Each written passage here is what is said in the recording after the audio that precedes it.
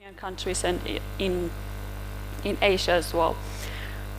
So basically, the artificial intelligence has become very popular in Eastern European countries and also in Asia as well. And Ukraine, Baltic states, including Georgia and other Asian countries are actively working on that, and they're mostly working on outsourcing the work of the artificial intelligence. So basically, they're exporting their code. The most pressing question for these countries currently is how these countries actually can sell the AI code as a product and not only as a code. If we take the example of Ukraine, for example, they are becoming one of the most popular countries to actually outsource the services of software, artificial intelligence, and so on. Also, Baltic states, especially Estonia, has become most famous in writing the successful story of developing their digital products, including artificial intelligence. Everyone has heard of the big names of Skype or Bolt. And also Lithuania is very successful, and they're also increasing their investments. Latvia being lag behind, but if we take the example of Georgia, we have the similar example, just like other Eurasian countries. We are basically working, outsourcing the services of the products. Today we will discuss the questions how we can actually make these problems, how to solve the problems, and how to improve the digital environment of our state, including political scene, startup scene, and so on. So we will have Dachi Choladze today, CEO of PulsarAI. Also we have Irakli Beridze, head of Center for Artificial Intelligence and Robotics at the United Nations Interregional Crime and Justice Research Institute, and also he's the co-founder of AI Association of Georgia. We have also Nino Esakia, government and public sector leader at Ernst & Young, Georgia. Also, we will talk with Gary Fowler. He's the CEO and president and co-founder of GSD Venture Studios. And Khatuna Burkadze, she's the professor at BTU Business and Technology University in Georgia. Let's start with the startup scene and discuss the first question to go with Dachi. So I would like to ask you, you started a very successful startup in Georgia, artificial intelligence startup. So how could you make the success story come true, and what was the challenges that you faced during starting your business, and how did you make the growth possible during this journey? And also, what was it actually hard to get the right talent, and also how did you get the funds? And so tell the story of your startup. Okay, thanks for inviting me here. It's very thrilling for me to be among these people, and I'm very excited to be discussing these topics with you. Well, originally when we started Pulsar, I think the most important thing was the timing, because in different countries, I'd say timing is different. So had we started the startup back in 2016 in San Francisco, that might not work. So I think that the place and the timing was pretty important role player in this path that we've gone through. And so first what we did was that we just identified what could be the most commercially justifiable product for Georgian companies, because the closest market that we had in front of us was Georgia. So we identified that chatbots could be something that Georgian companies could get interested into, and we started building a prototype, and then we went to one of those Georgian giant companies, that was TBC Bank, back in 2016, being pretty famous for their innovative approach towards making business. And that was that was just right timing that we presented our product. They liked it, and they gave us a chance because of not really having too many options to cooperate with to move forward and build a artificial intelligence powered channel for their customer communications. So that was where we started, and I think that the main factor that helped us navigate through that process was being able to move fast and to listen to the customer. So from the very first day of starting our partnership with TBC Bank, we started listening to what their needs could be for the coming months. And as we were building the particular software that we were contracted with, we were also working on developing those enabling technologies that would help us offer them those products that they would be interested in a couple months. So that was, for example, a remote identification. We were seeing actually that became pretty popular these days because customers cannot go to branches today, and it became inevitable for companies to have that service. However, back in 2017 we were already seeing that thing coming because that was already a trend in the Western world. So we started developing technologies that would help us create software and create products that would be demanding for the next quarters to come. So that was the strategy that we took back in 2016-17, and later on we saw that because of actually having restrictions and a limited ability to have access to talents, and Georgia is an example of even harder situation in that case, because if you are, let's say, in the United States and you have and you want to have access to talent outside the country, your money is quite powerful to hire a good engineer outside of the United States and have a good engineer, for example, from Georgia, from Ukraine, from Belarus. But when you're in Georgia, it's the salary that you have to pay for anyone else who works outside Georgia becomes enormous for the local market. So we didn't really have a chance to get that kind of talent from outside the country. So at that time we realized that continuing the path that we were on of developing custom software for companies would not help us scale, because we would never have that access to that many engineers locally, and we would have to change the business model. And that's where we decided to build software as a service instead of building custom software for each company. And that was a good decision back in that time, because we built a couple products that became packages that we would sell to the companies. And in that case we would not really need to have additions to our team every next time when we were increasing our revenue. And that was a huge help for us, because we would just build one service and sell it to 10-15 customers, and that would help us scale the business itself. And as we became experts in building software as a services, then we found out that with the same approach we could also go outside the country and build a service that would probably satisfy the needs of somebody else on a larger market than Georgia was. And that's how we eventually went to the United States to chase the path that we're chasing now.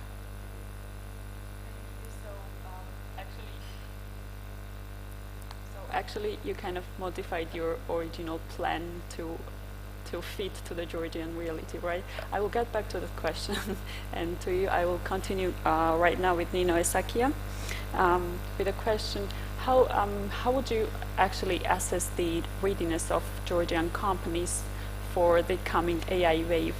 And do you already help clients in Georgia in implementation of AI services, whether it's about regulations or implementing software as a service, and so on? And what do you think what is needed from the government side to actually facilitate the development of this area in Georgia. Thank you, Anna. I'm so happy and pleased to be here with you today, this evening, to discuss this very important topic during this pandemic period, how important AI is playing in our life, can play in our life, and how AI can change our socioeconomic development. From private sector perspective, so I would start saying that a company needs baseline level of digital maturity in order to adopt AI at scale, right? And to help companies to assess where they are in the process of AI journey, we need assessment of companies' maturity, right? So generally, we use the AI assessment tool, which contain not only the maturity assessment tool itself, but also the information about the AI techniques and technologies, information about any applied, how this AI can be applied in different areas and different sectors, and also the guidelines for the companies to accelerate their adoption of the AI. And in general, those countries who already are assessing their company's maturity and readiness to adopt the AI at scale, they are also using the assessment index annually to assess how the private sector is developing and catching up with the pace, right? So in Georgia, we do not have such kind of figures, statistics, and assessment yet. But what do we know at the moment, right? UI is the champion company helping different countries with the AI strategy development on the public sector side, and private companies to adopt AI strategies and techniques and tools. We also support many public organizations and IFIs like EU in digital transformation process, and in particular we are supporting EU in EU for Digital initiative, not only in Georgia but also in a region, in Eastern Partnership region. The aim of the project is to accelerate the process and support Georgia's integration and harmonization into EU's single digital market. So the project itself has many components, including the ICTs, and this summer we conducted assessment of the Georgian ICT companies of all sizes, including the startups, small and medium size, and large ICT companies, and we find out the main challenges that not only startups are facing, but the largest ICT companies are facing in Georgia, and the challenges are quite similar. And I would start with the workforce, with the skilled ICT workforce. And we do have the scarce, very severe scarcity of ICT professionals in Georgia. Thus, we need to accelerate our efforts to prepare our ICT professionals, including AI professionals, to prepare our companies to catch with this AI innovation wave. And there is a quite competitive market, as you know, the talented and skilled professionals are always needed, and there is a really competition for these talented professionals, and mainly they are with either big fintech companies, banks, or even the government sector, thus the small companies are suffering much to find skilled ICT professionals. So this is the one and biggest building block, ICT workforce. And this is the long journey we have to take a step forward and start working even from today. The second biggest challenge that we identified the ICT companies are facing is the market. We have a very tiny market. So the opportunities and the clients are very limited, right? And often there is a competition within the market. And for example, if we take startups like Pulsar, they would say that the competitors are mainly the biggest sector like financial sector banks, or from the other side, this is the public sector, right? So we need to support these companies to developing locally. Because of this tiny market, the companies tend to go out for searching for the clients, and for the third challenge, which is the access to finance, right?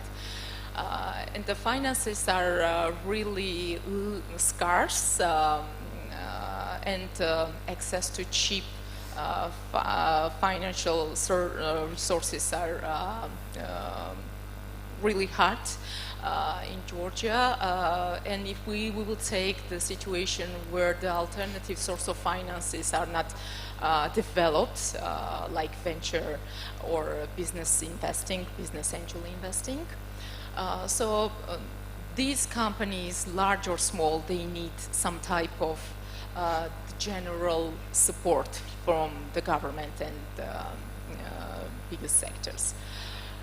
So what is the situation in Georgia in terms of AI developments? As our study showed, the fintech is the driving force of AI development. And PulsarAI and Dachi represents the company and the startup among other 5 or 6, I would say, AI startups who are working on AI machine learning topic. And actually, GIZ's ICT value chain analysis study also showed that the fintech is the driving force, as in most of the cases the financial sector is the biggest client of ICT companies. So to continue with the second question you raised, how we can help and how the government can help. So as I mentioned previously, so EY is helping different countries throughout the world. Some of our exemplary countries like Estonia, for example, in AI strategy implementation, development, and then supporting private sector also to catch up this pace. So I would recommend Georgia to have a proper AI strategy and vision where we are going in this journey, to identify the priority areas. And priority areas that we see nowadays is innovation and investment and startups, I would say, altogether in this pillar. The second pillar could be the private sector, and the third pillar, the public sector pillar.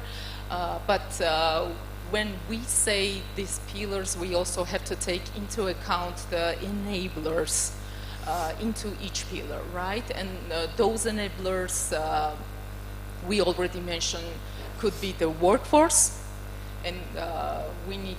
This is the very urgent building block. Does the government need to think about to take actions towards the preparation of skilled ICT professionals, including AI professionals. The second biggest enablers could be ethical and regulation framework, because we all know how much benefit can AI bring to our society for our country's socio-development in the future, right? But there are also some risks we have to take and to be aware.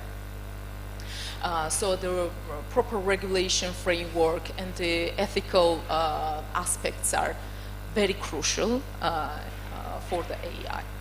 And a third enabler, I would say, it is infrastructure as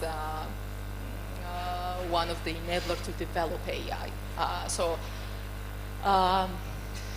We are ready and happy to support government to implement strategy and all those enablers and building blocks. And happy to continue this discussion. Thank you so much. Great. Thank you very much, Nino, for very valuable insights. And to continue about Georgia's AI landscape, then I will go with a question with Irakli Beridze. I can't see him, but how would you also assess the readiness of Georgian AI landscape? And as a representative of international organization, do you already work with Georgian stakeholders? And what is the support needed from the government side? Thank you very much for the question. First of all, I'm really glad to be with you all today and happy to share the stage with distinguished speakers and other panelists. And I'm really happy that in Georgia, events like this are being organized and these very important issues are being discussed. Therefore, I join my voice to mention it that from the United Nations side, the UN is paying a lot of attention to this topic. Secretary General a few months ago issued a roadmap on digital cooperation, the big strategic document, how United Nations is going to support countries in achieving different goals by using and harnessing the benefits of these technologies. Our center here in The Hague is one of the first UN initiatives within the system to support member states in that. Therefore, we are working with all countries, and I'm really happy to see how Georgia is developing its landscape, its AI infrastructure, its AI knowledge. What I see now, and if you look at sort of Georgia's achievements, when I see, for example, companies like PulsarAI, who is present there, or many other AI startups, and how much knowledge they've been developing and how much achievement they've been accomplishing, it is very encouraging to see that. Also, I'm really happy to see different academic institutions who are investing knowledge in this. I'm aware that BTU is going to start PhD program in artificial intelligence, which is really great to see, and I've been in contact with some of the Georgian undertakings. I'm really glad to hear that EY will be supporting some of the initiatives, as well as Nino was just underlining how important it is that countries, and specifically Georgia in that case, but I can speak for all other countries, would develop their AI national strategies. Now, moving into how governments and how countries should be supporting it, certainly we are at the age where this technology requires a very systematic approach, and we are at the stage where government should be taking it extremely seriously. At the moment, we have around 42, 43 countries which adopted their national AI strategies, specifically developed for this topic, identifying priority areas, identifying priority lines and investment opportunities where countries could support the fields where they feel where they have their own strategic interests in. certainly I would definitely encourage Georgia to also adopt such a strategy and encourage government to support different initiatives to put them all together and bring this to the fruition where the country will have its strategy, country will have a systematic approach for the development of these technologies, harnessing the data, understanding how to make sense of it, and bringing benefits. Certainly, in the end, from the United Nations side, definitely would like to underline that we pay very serious attention to issues related to the human rights, and any technology which will be developed should be in compliance with fundamental principles of human rights and should support people to live better lives rather than exacerbate any issues which would go against the fundamental principles of adopted human rights. So back to you, and I would be happy to answer any follow-up questions which you would have in discussions. Thank you very much, Irakli, for your insights. Next, I will go with a question to Gary Fowler. So, what do you think is the role of the venture capitalists in helping to develop the AI environment in the countries and in the region? And how do you help startups to start their journey in AI development, and also what does investors make invest, or what does not make investors invest in those countries? Okay, so let me get started. So it's great to be here. My name's Gary Fowler, and I'm a serial entrepreneur. I've done 15 companies. I've been involved on the original management team, a Click Software, an AI company out of Israel. We sold it about a year ago. It was sold for $1.35 billion. My next company, Eva.ai, is a company that's nearing $1 billion status today. So been involved in AI a long time, written 74 articles in the last year on it. I think this is the greatest opportunity that Eurasia and Georgia could have. Why? Because AI is the new electricity. Think about it. In the beginning of the 20th century, when Nikola Tesla invented alternating current, think about how the lives changed over the next 30 years. So this digital transformation, this opportunity is in front of each and every one of us here today. I'm an entrepreneur. I'm also a venture capitalist. So think about it. What do you have? So how do you build a successful, if you look at the question, how do you build a company? So think about it. One is intergenerational teams. You need to have the young folks out there that understand the technology, but you also need those connections. You also need the ideas. You also need trust. So it's critically important. The second is multicultural diversity. Having a mixed team really, really helps. And then decentralization. Georgia has a great opportunity to be able to move forward and to be able to conquer this opportunity. It's, there's the challenge that we have today, and again, I've been, David Yang from Armenia is my partner. He's one of the top AI persons in Silicon Valley today, a billionaire. We started EVA. So I can tell you when we started from scratch. So what do you need to do? The fundamental is, what do? You do customer development. Does somebody really want to buy the product? You find somebody, if you're a technologist in Georgia and you want to go global, Silicon Valley is not a bad place to be able to do it. Why? Because there's investors from all parts of the world there. It's a port, right? I've raised money from China. I've raised money from Israel. I've raised money from Belarus, from Europe, there. So it's, I call it the KISS principle. Keep it simple, stupid. So you go where there's money. If you want to fish in a pond, you go where there's fish. So what I suggest is that you've got these technologists doing the events just like this is critically important because you need to have that knowledge. You need to understand what's happening in the market. 5.5 years ago, when I met Eric from Zoom, we were talking about Zoom. Here we are, there are 350, 400 million users of Zoom. Embrace the digital transformation. The opportunities now. Think about what Zoom has done for Georgia. Zoom has now democratized opportunities. It doesn't matter where you are. It doesn't matter what you do. You have the ability to connect anywhere at any time with anyone you want. Now, so what I would suggest is that number one is those companies in Georgia actually go out and find out what are some of the trends. What are some of the things, again, keep it simple, stupid. Remote workforce management. Their workforces are not able to go in their offices. Think about technologies could help them solve those basic issues. Artificial intelligence. Think about the simple things.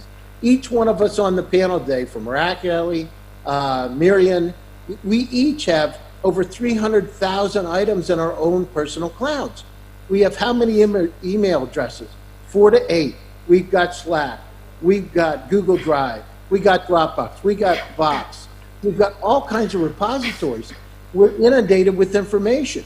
In fact, each one of us here on the panel has more in their personal cloud. The entire World Wide Web in 1996 was over 257,000 items. This is an opportunity. Why?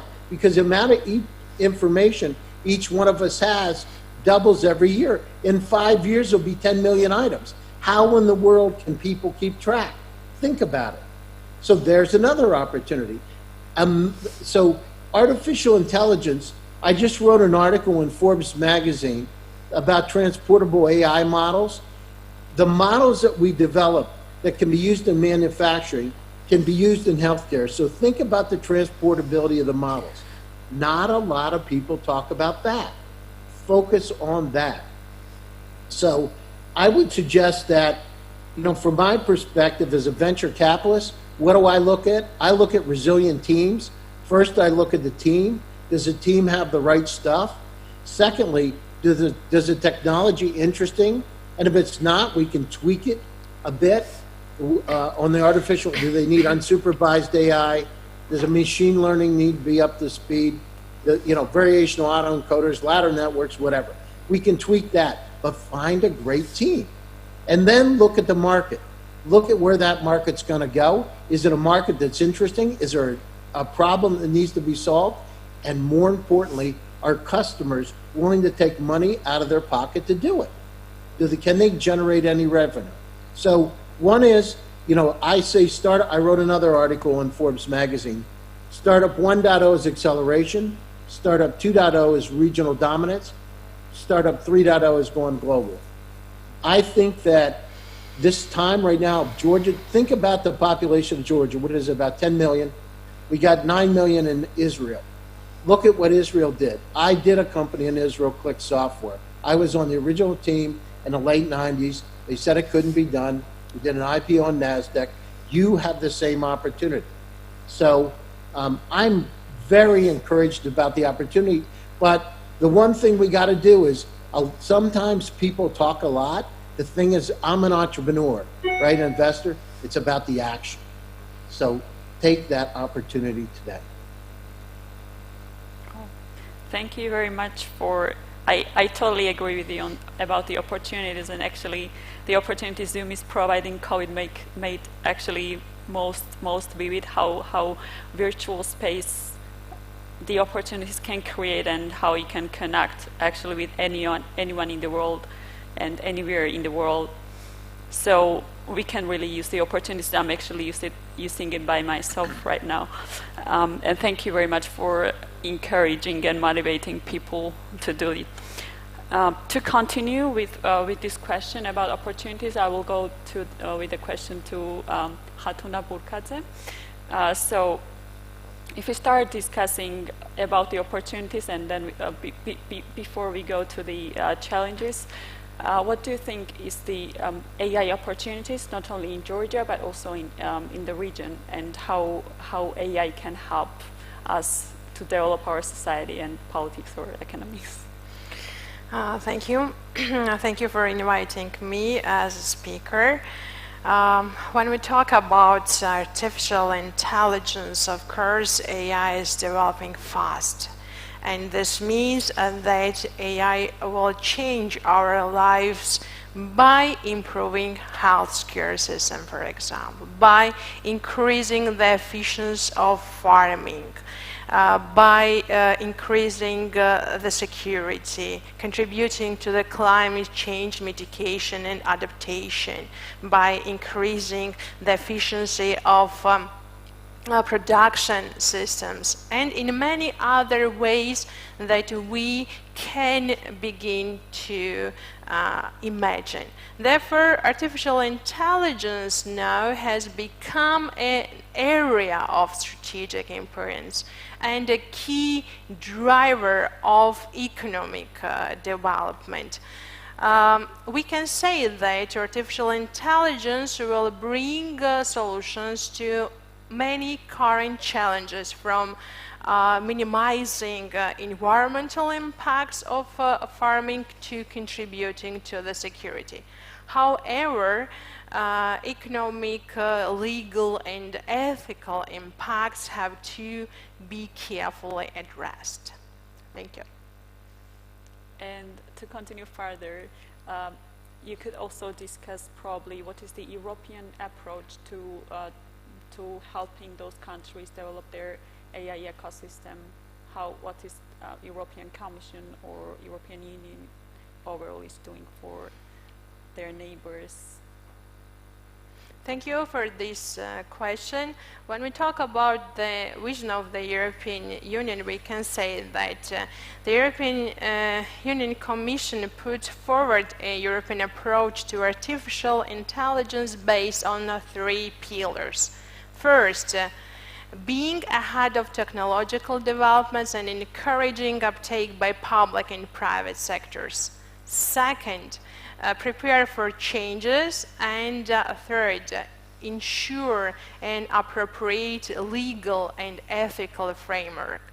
When we talk about vision, of course, we know that in February 2020, the European Commission published the white paper on the artificial intelligence. And this paper proposes the following measures that will streamline researches, enhance cooperation among member states of the European Union, increase investment into artificial intelligence development and deployment, policy options for a regular framework that would define types of legal requirements, relevant actors, with a particular focus on high-risk applications as well.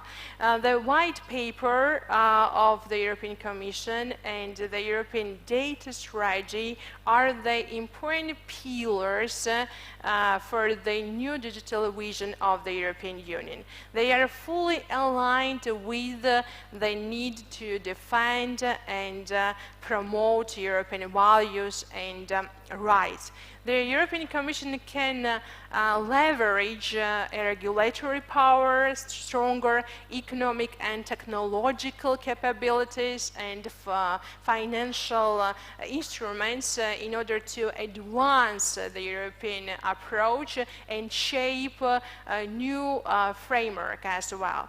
In terms of collaboration and joint efforts, for example, for us and other partners of the European Union, we can say that based on this strategy, the European Commission can assist partners to develop legal framework on the artificial intelligence that is adapted to the risks but does not limit innovation, to develop digital innovation hubs specialized in artificial intelligence, to implement projects, joint projects for the development and use of artificial intelligence with the financial support of the European Union as well, to encourage partners to transform educational system.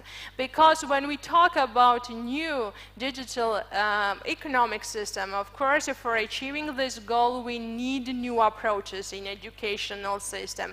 And this transformation process is important. It's important and it's essential to encourage and to support digital competencies and skills in science, technology, engineering to develop researchers on artificial intelligence. And I hope that these fields are key for the cooperation with partners.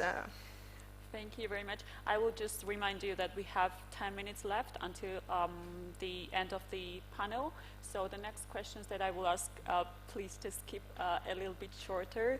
I will go with the summary questions and ask you for other contents. I just have a small question with Dachi also. So do you think if you didn't start with California, with United States, your startup, would you be that successful if you started in Georgia? Would you be able to start and grow your startup only based in Georgia and not having the international outreach? Yeah, so, well, originally we started in Georgia and we've been doing our business here for 2.5 years before even thinking about going outside and working for the United States market, but I think that the ability to experiment, because of not having high costs on experimenting on technologies, allowed us to move forward faster and be at the level in terms of engineering wherever the rest of the world was, and especially the California, where we are seeing the most successful startups are coming from.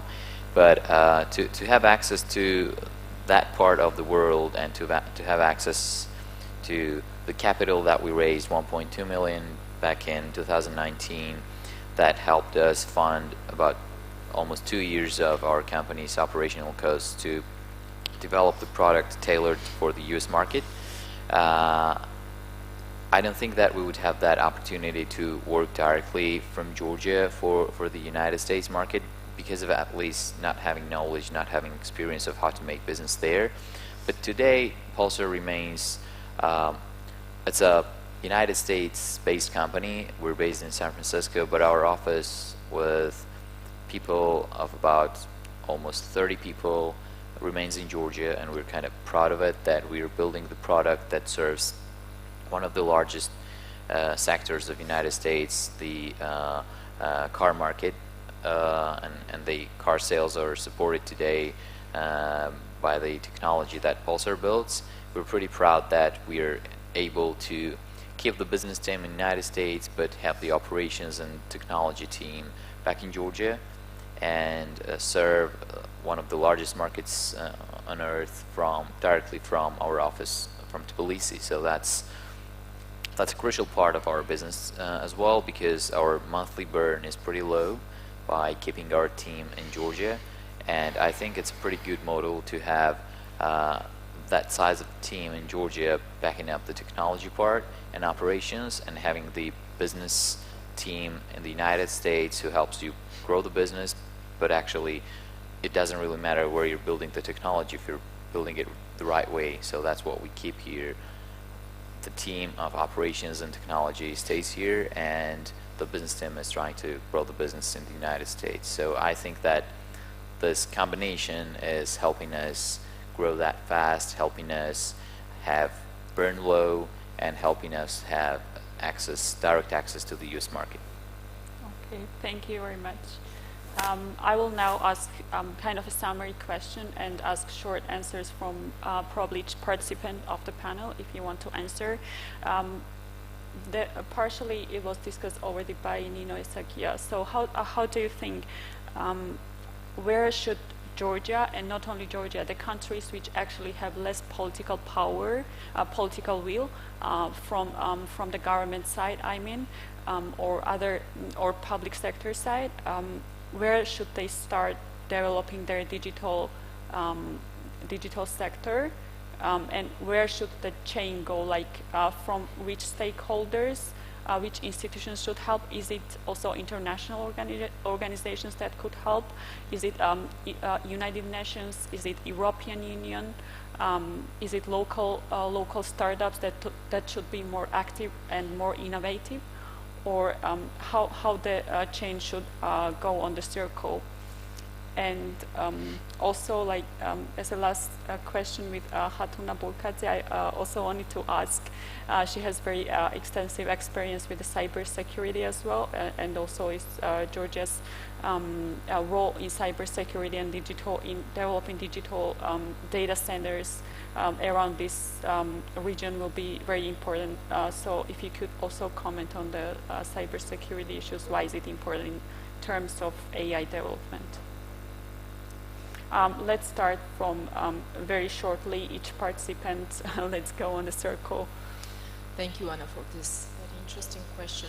So I would probably say that awareness is the first step from where we need to start. Because the AI is a whole new era in our world. And I would say that awareness among not only in public companies what AI is and how they can advance and use, but also among public, and that's very neutral, and among the public sector and even decision makers as well. So I think awareness is the key from where we need to start. I would probably say that, of course, our association agreement and deeper comprehensive free trade agreement that pushes on us to be part of the EU one day, and this is the opportunity for us, for Georgia, to become a leading country in Eastern Partnership countries as having this kind of association, the CFTA agreement, to use full potential of this agreement and to be part of the EU's single digital market one day. So this is an opportunity. So I think to answer to your question, so EU is already pushing us to become part of the EU's digital market, and answering from where, who can be initiator and driver, I would still answer the government, as the government has a crucial role in terms of identifying the priority areas, as AI has the biggest potential to be used in a public service, right? As Khatuna mentioned, for example, in a healthcare, to use AI as a to detect and diagnose diseases on the early stages, to create the individual treatment plans. In agriculture, right, to detect some diseases and the pesticide plants to use in security and in transportation to avoid traffic jams and planned traffic and etc. So we have priority public areas where AI can be very, very helpful. Plus, government should be also the driver of the process to start creation of the regulation framework for the private sector, right? Yes, I think thank you. The government. If you want to comment, Yeah, well, shortly. And from my perspective as an entrepreneur and building a startup that focuses on AI, I think that the initiator of, well, if we say that an initiator of creating a solution, then I think that it should be a business, because from my point of view, there is a need out there on the market. Somebody needs some solution, and there's a group of people who might solve that. So it's a very natural process, and I think it's the healthiest model of a demand and a supply. And on one hand, there is a demand of automating things, of achieving some efficiency on the business operations side, and on the other hand, there is a education that supports people having abilities and skills to build things that would solve those problems that the other side has. So I think that the initiator of developing the AI organically should be business and the people just who see that there is a demand out there on the market. Well, if we're talking about who should be an initiator for regulations, then it might be government. I don't see what regulations would be supporting us today. That might be just limiting us, but still I think that if we're talking about regulations, then yes, we need some kind of authority like government who may do that. But on the side of creating the technology itself, I think that the business, startups, groups of people, students, anyone can try to solve problems that we see out there on the market essentially today when we're having to live in a virtual world. May I? Yeah, Continue. shortly. Please, I will make some comment about digital vision for Georgia. I think that in order to develop this strategy, we need vision, absolutely new vision, in order to identify approaches towards technological developments on the one hand, and on the other hand to describe challenges and potential solutions in this direction. Why it's so important? Because when we develop our strategy, digital strategy I mean, it will shape our digital future, and it will give us a real opportunity to become a digital hub in the region, on the one hand.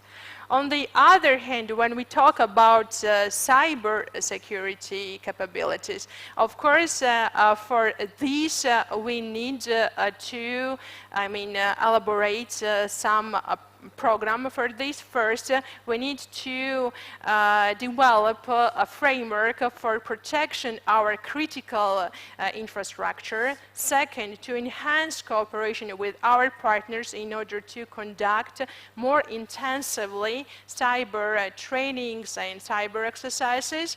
And of course, the third one is to finalize permanent cybersecurity platform with the participation of both public and private sectors at the state level. And finally, to design university programs for training cybersecurity specialists, and of course to implement more intensively educational and informational projects in order to raise awareness on challenges of cyberspace. Thank you. Thank you. So we should finish the session, the panel session. Thank you very much for coming, and panelists for talking today. So as today we identified challenges and also potentials not only in Georgia but also in the region, and I hope you took some information with you. Thank you. Thanks.